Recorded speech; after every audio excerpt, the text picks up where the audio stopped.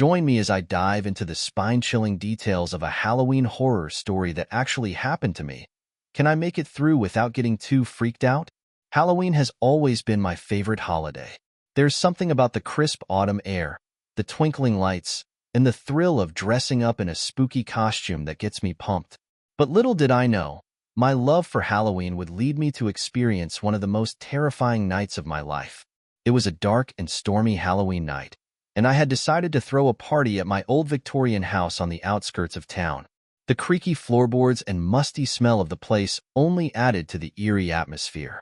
I had invited a bunch of friends over, and we were busy decking out the house with cobwebs and jack-o'-lanterns. As we hung the decorations, I couldn't shake off the feeling that we were being watched. The storm outside was getting intense, with flashes of lightning illuminating the dark sky. I tried to brush it off as mere paranoia, but the creepy feeling only intensified as the night wore on. My friends started to arrive, and we settled in for a night of horror movie marathons and spooky storytelling. But little did we know, our own horror story was about to unfold. As we sat around the fireplace, swapping scary tales and sipping hot cider, I started to feel an icy presence in the room. I brushed it off as mere imagination, but then I saw it, a shadowy figure lurking just beyond the edge of the firelight. At first, I thought it was just a trick of the light, but as I gazed deeper, I realized it was a person, tall, gaunt, and with eyes that seemed to bore into my soul. I delved deeper into the history of my old house, and I discovered that it had a dark past. It was built on an ancient burial ground, and multiple families had reported strange occurrences and sightings over the years. I started to experience strange visions and heard disembodied whispers in the dead of night. It was as if the house itself was trying to tell me something, but I wasn't listening. The night of the party, I had been feeling particularly uneasy. I had been getting these recurring nightmares about a figure in a white mask, and I couldn't shake off the feeling that something was off. As I looked around the room, I realized that my friends were all staring at me, their eyes frozen in terror. And then I saw it, the figure from my nightmares, standing right behind me.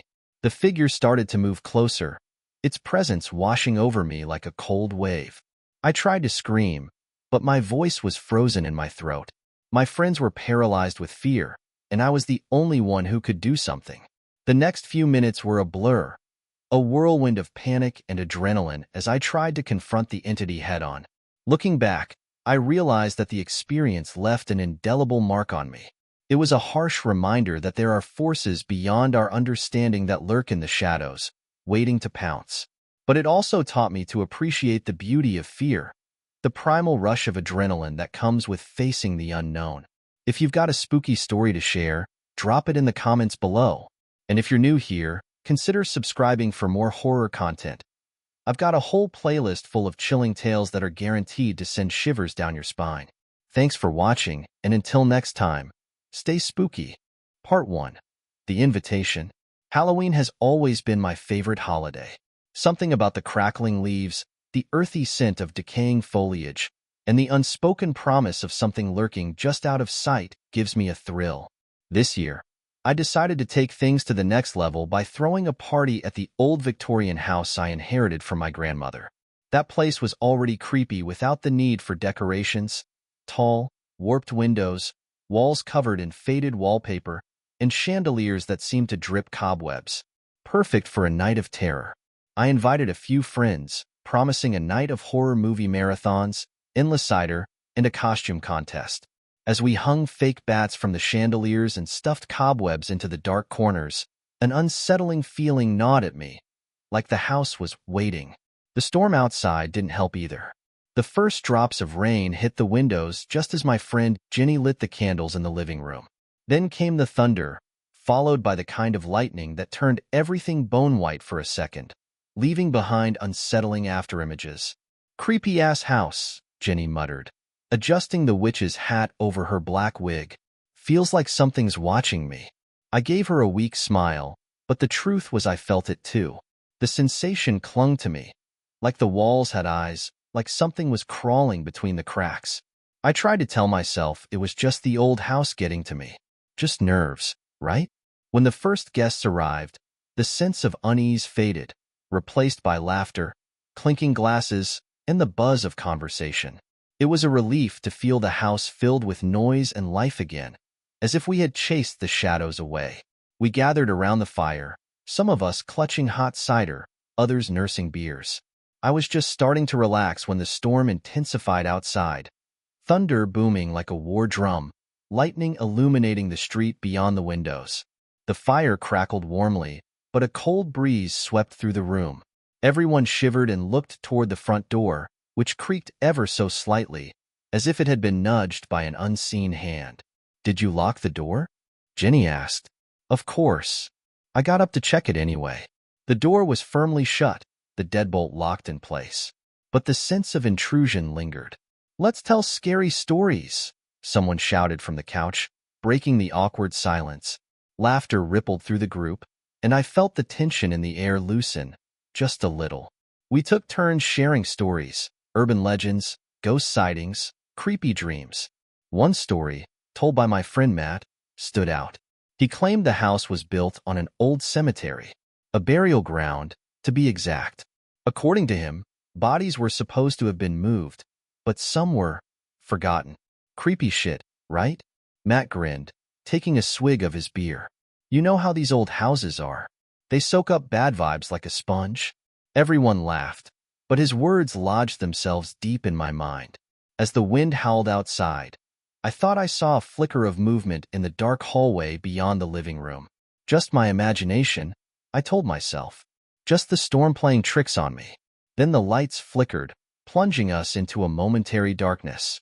A collective groan filled the room as phones lit up to offer some semblance of light. "Great timing," Jenny muttered. "Guess we're having an old-school Halloween after all." The lights returned, but just as they did, I saw it, the shadow. It was right at the edge of the firelight, standing so still that for a moment, I thought it was one of my guests pulling a prank. A figure, tall and gaunt, with eyes so dark they seemed to absorb the flickering flames. "Did anyone see that?" I whispered, but the figure was gone, vanished. A trick of the light, I told myself. Just my overactive imagination. Then I saw the expressions on my friends' faces. They had seen it too, every last one of them. And the way they looked at me, eyes wide, mouths slightly open in disbelief, made it clear that we were not alone in the house. From that moment on, the night started to unravel. Every creak of the floorboards, every gust of wind outside felt intentional, like something was moving through the house, circling us, waiting for its moment. Part 2. The warning signs. I kept telling myself it was just a coincidence. An old house groaning under the weight of a storm. Old wood, old pipes, old everything. But no one was buying it, least of all me. We all sat frozen for a few moments, trading nervous glances. The fire crackled, offering little comfort. "Maybe we should check the house," Jenny suggested. "Just to, make sure everything's fine." Matt scoffed, trying to act casual. "Yeah, right. Let's split up and get murdered." Classic horror movie move. "I mean it," Jenny said. "What if some weirdo wandered in before you locked the door?" That wasn't an unreasonable idea. After all, the front door had been ajar earlier. Maybe someone had slipped inside before I bolted it. The thought made my skin crawl. I grabbed a flashlight from the mantelpiece and flicked it on. "Okay, we check. Together," I said firmly. "No splitting up." No one argued. We grabbed our drinks and phones, and one by one, began making our way through the house. Each creaky step echoed through the halls, bouncing off peeling wallpaper and dusty corners. The old Victorian had always felt oversized. It was way too much house for one person. Endless rooms that I never used, narrow staircases winding up to empty attics, and a basement I rarely ventured into. Every inch of it suddenly felt sinister. The hallway leading to the kitchen stretched ahead of us, the shadows thicker than they should have been. My heart pounded in time with each step. As we reached the kitchen, the storm seemed to rage louder outside. Howling wind, sheets of rain battering the windows. Lightning burst again, lighting up the entire room for a split second. And that's when I saw it. A flash of white, like a pale face, staring at us from the back door window. I froze, the flashlight beam shaking wildly as I tried to aim it toward the door. The face was gone, but the sight of it had burned into my mind. Eyes, so wide, so black, and too still, as if it belonged to a wax figure. "Did you?" I stammered, but Jenny grabbed my arm, squeezing tight. She saw it too. Matt cursed under his breath, pulling his jacket tighter around him. "This is fucked. We should just leave." But that wasn't an option. The storm outside was raging so hard it seemed impossible to drive through. Even if we wanted to leave, we'd have to wait it out. I double-checked the back door. Locked. Deadbolt. No sign of anyone outside. Yet I couldn't shake the feeling that something was standing on the other side of the glass, waiting. "We need more drinks," Matt muttered, trying to laugh off his nerves. "I'm not drunk enough for this bullshit." We shuffled back toward the living room, trying to act like everything was normal. But everything felt off. The air felt heavier, colder, and the flickering shadows cast by the fireplace seemed to stretch and dance unnaturally, like they had lives of their own. When we returned, one of the candles had gone out. A gust of wind from an open window, I thought, until I remembered all the windows were closed. No one wanted to acknowledge it, but the tension in the room was palpable. I could feel it sinking into my skin, like the walls themselves were pressing in. Suddenly, a loud bang echoed from upstairs. Everyone jumped. Jenny let out a small scream, clutching my arm. "The fuck was that?" Matt hissed, scanning the ceiling as if he could see through it. "Maybe the wind?" I suggested, though I didn't believe it. No way the storm could rattle the inside of the house like that. Without thinking, I found myself leading the way upstairs, heart racing, flashlight beam bouncing. Jenny and Matt followed close behind. As we climbed the stairs, I couldn't help but think of those nightmares I'd been having recently. Every night for the past week, I'd seen the same figure in my dreams, a tall, pale man wearing a blank white mask. He never said anything, never moved. He just stood there, watching. I'd wake up gasping for air, convinced he had been standing right beside my bed. At the top of the stairs, we reached the landing, where the hallway stretched out in both directions. Everything was silent except for the hum of the storm outside. Then, bang, another sound, this time from the end of the hall. The door to my grandmother's old sewing room had slammed shut. I swallowed hard. I hadn't opened that door in years. Matt nudged me. "Please tell me no one's in there." "No one's supposed to be," I whispered. The three of us slowly made our way to the sewing room. The flashlight beam cut through the darkness, illuminating bits of faded wallpaper and dust-covered picture frames. When we reached the door, I hesitated. My hand hovered over the handle. My pulse throbbed in my throat. I knew I had to open it, but every instinct in my body was screaming no. Jenny squeezed my arm again. "We don't have to." But it was too late. I twisted the knob and pushed the door open. The sewing room was empty, just as it had been for years. But the window on the far wall, an old, warped thing with cracked glass, was open. Rain blew in, dampening the floorboards. "I thought you said all the windows were shut," Matt whispered.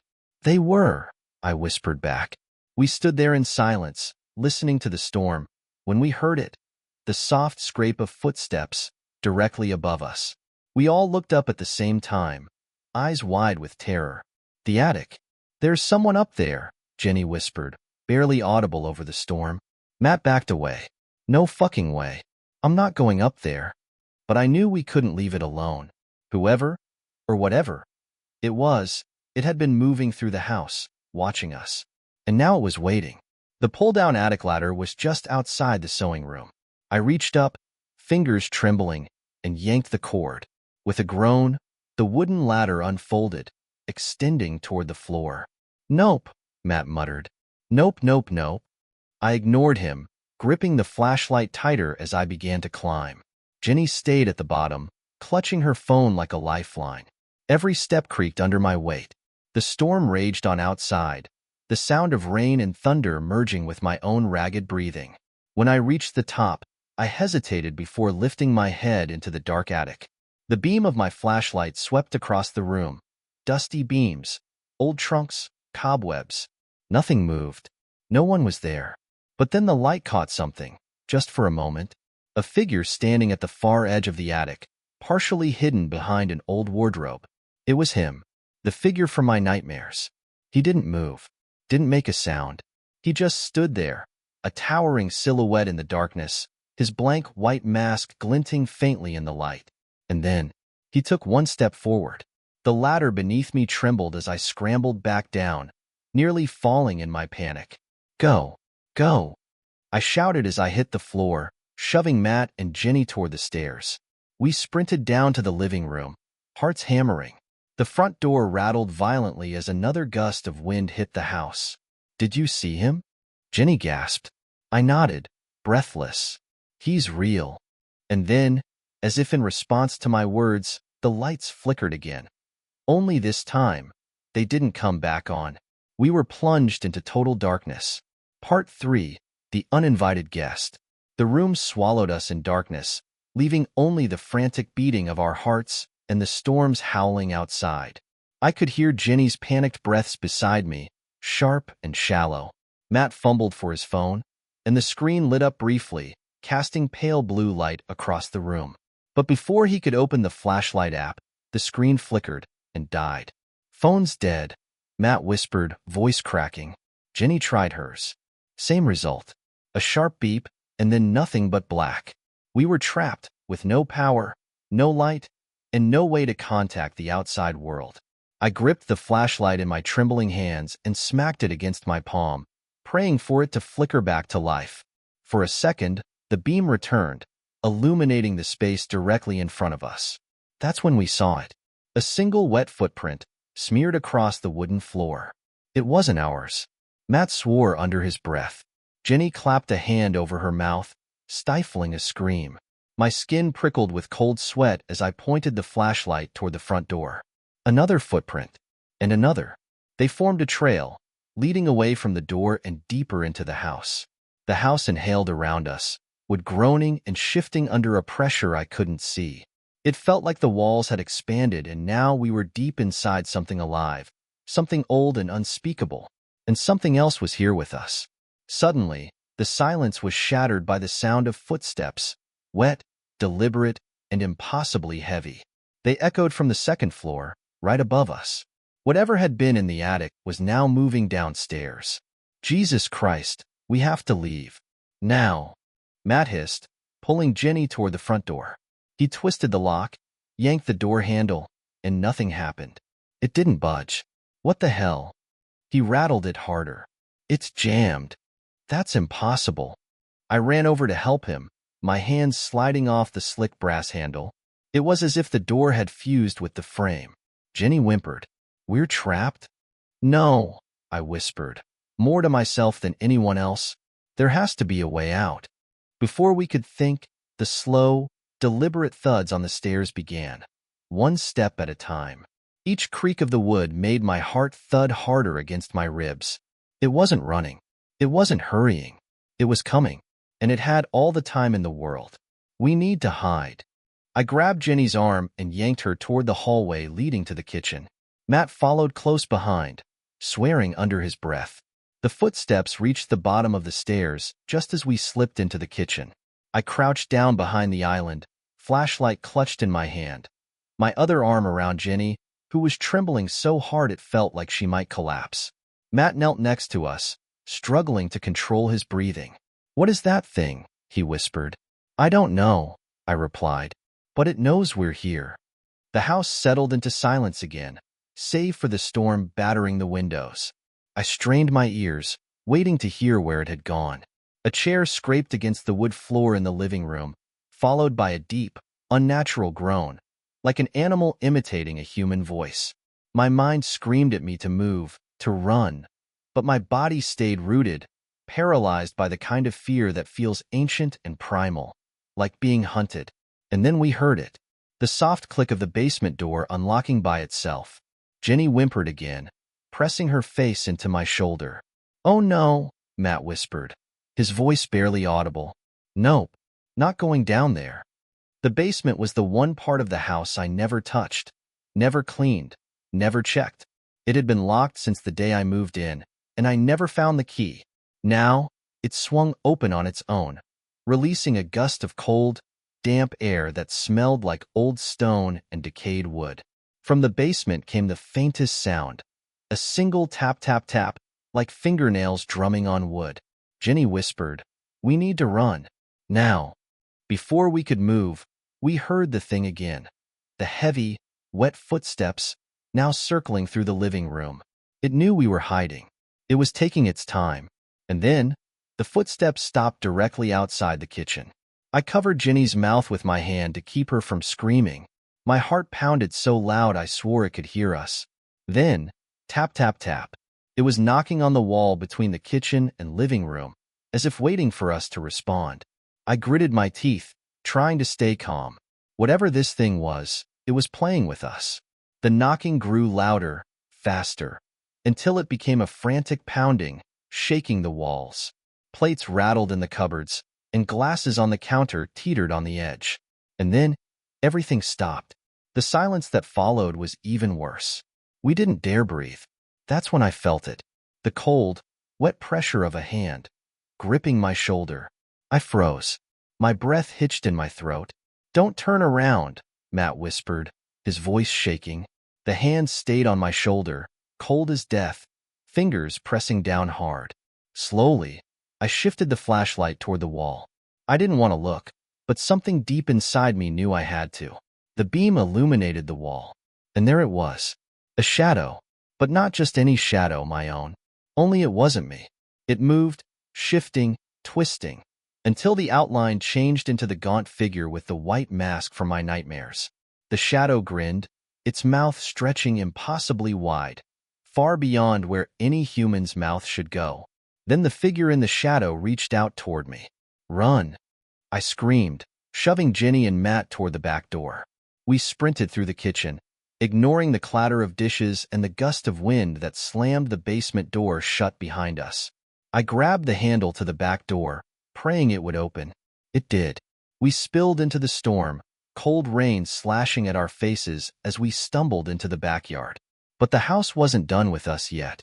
From every window, upstairs and down, shadows stretched and shifted, slithering across the glass like black tendrils. In the flashes of lightning, I saw them, dozens of pale faces pressed against the windows, watching us. And then the figure from my nightmares stepped into the doorway. It didn't move. It just stood there, the mask tilted slightly, as if waiting. Then it raised a hand and pointed directly at me. We ran without looking back, plunging into the woods behind the house. But as we tore through the rain-soaked branches, I could feel it. The house wasn't done with us yet, and the figure in the white mask would find me again. Part 4, The Hunt. We sprinted through the woods, branches clawing at our skin, mud sucking at our shoes. The storm raged above us, thunder crashing like a war drum, but all I could hear was the pounding of my own heartbeat and the soft tap-tap-tap that seemed to echo just behind us. I risked a glance over my shoulder, half expecting to see the masked figure gliding through the trees. Instead, I saw only shadows, twisting and writhing between the trunks, moving unnaturally fast, as though they were alive. And the worst part? They were closing the distance. "Don't stop," I shouted, grabbing Jenny's hand as she stumbled over a root. Matt was ahead of us, gasping for air but still running. I could feel it now, a suffocating cold pressing against my back, like the night itself was wrapping around me. Every instinct in my body screamed that if we stopped, even for a second, it would catch us. We burst through the tree line into a clearing. The backyard of the house loomed just beyond the trees. We had run in a circle. Matt cursed under his breath. "We need to find shelter. Somewhere. Anywhere. That isn't the house. There's nowhere else," Jenny cried, her voice cracking with panic. The shadows spilled out of the woods behind us, writhing like smoke, creeping closer and closer. And standing in the doorway of the house, illuminated by another flash of lightning, was him, the figure in the white mask. He hadn't moved, just stood there, watching, waiting. That's when the basement door, the one that had slammed shut behind us, slowly creaked open again, as if inviting us back inside. "No way." Matt shook his head, backing away. "I'm not going back in there." "It's toying with us," Jenny whispered, eyes wide. "It wants us to go inside. We don't have a choice." I hissed. We can't outrun it. Another flash of lightning split the sky, and in that brief second, I saw the shadow tendrils reaching out, curling toward us. We couldn't wait. Without thinking, I grabbed Matt by the arm and pulled him toward the basement door. Jenny let out a small sob but followed close behind. We plunged into the basement, slamming the door shut behind us. The darkness swallowed us whole, thick and suffocating. My flashlight flickered weakly, casting jittery beams across the damp walls. The basement was worse than I remembered. Low ceilings, stone walls slick with moisture, and the overwhelming stench of rot. Old furniture sat piled in the corners, draped in sheets stained yellow with age. "This place gives me the creeps," Matt whispered, his voice barely audible. "No kidding," I muttered, sweeping the flashlight around. The basement stretched deeper into the earth than I expected, with narrow hallways leading off into the dark. Something moved in the shadows. I froze, aiming the flashlight down one of the hallways. The beam caught a glimpse of something slithering, a thick, black shape dragging itself along the floor. "We need to keep moving," I whispered. We crept deeper into the basement, the flashlight flickering as if it could sense our fear. Every creak of the floor above us, every gust of wind rattling the windows, felt like a warning. We shouldn't be here. The house wanted us here, and that meant we were already in its trap. Then we heard it again, the tap, tap, tap. This time, it was closer. We stopped, huddling together in the dark. The sound wasn't coming from the stairs. It wasn't coming from outside. It was coming from one of the rooms deep in the basement. "No," Jenny whispered, clutching my arm. "I'm not going down there. Please." "We have to find another way out," I said, though I wasn't sure if I believed my own words. Matt swallowed hard. What if there is no way out?" Before I could answer, the tapping stopped. And then, we heard breathing. Slow, shallow breaths, coming from the darkness just beyond the reach of the flashlight. I turned the beam toward the sound and saw him. The masked figure stood at the end of the hallway, half hidden in the shadows, his head tilted unnaturally to the side. His mask gleamed white in the dim light, expressionless and eternal. "Run," I whispered, gripping Jenny's hand so tight I thought I might break her fingers. "Run." We sprinted down the nearest corridor, the walls closing in around us. The figure didn't follow, but I could feel his presence, pressing down on us like a weight. The tapping sound returned, now faster, like fingers drumming impatiently against wood. We reached the end of the corridor and found an old metal door.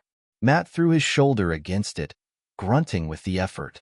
"It's stuck," he shouted. I aimed the flashlight at the hinges. Rusted, ancient. We didn't have time to break it open. Jenny let out a sob. "What do we do? What do we do?" The tapping stopped again, and this time, it was right behind us.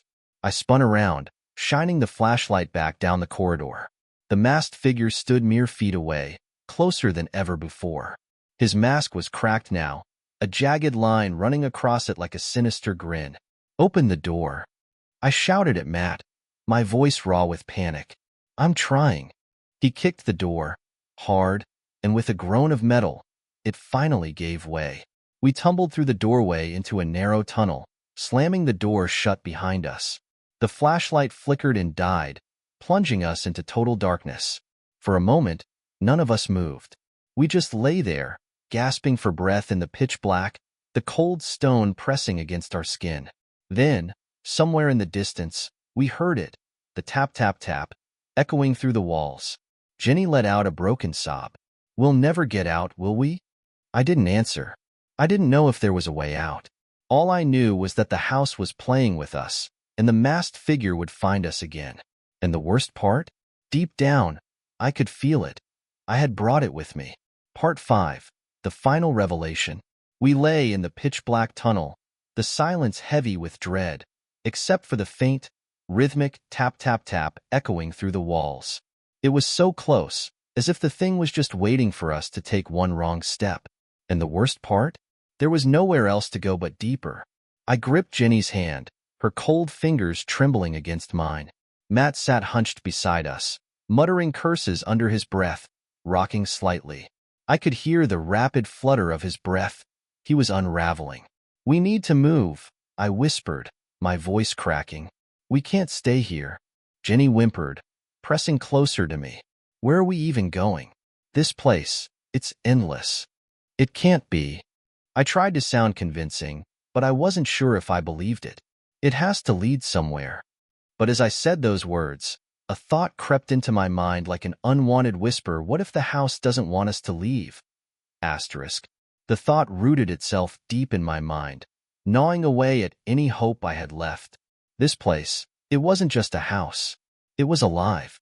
And worse, it knew us. It had been waiting all along, drawing us deeper into its web. The masked figure wasn't just some nightmare. It was part of it. Maybe it was the house. I swallowed hard, squeezing Jenny's hand. "We keep moving. There has to be a way out." We stumbled through the tunnel, groping our way forward in the darkness. The air grew colder with each step, the walls damp and slick beneath my fingers. Every few steps, I heard the faint tap-tap-tap, as if it were following us, matching our pace. But it wasn't behind us anymore. No, the sound was coming from ahead. "We can't keep going this way," Matt whispered, panic thick in his voice. "It's leading us somewhere. What other choice do we have?"